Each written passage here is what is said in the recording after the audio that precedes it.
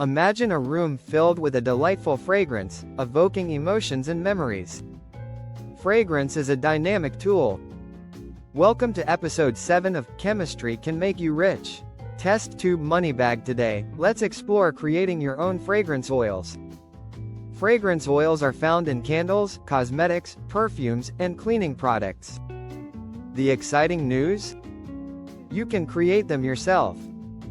Fragrance oils blend essential oils, aroma chemicals, and carrier oils, all without alcohol.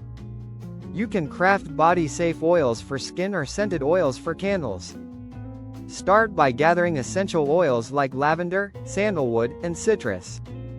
You'll also need dipropylene glycol or fractionated coconut oil.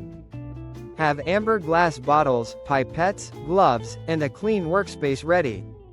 Blend 10 to 30% essential oils with carrier oil.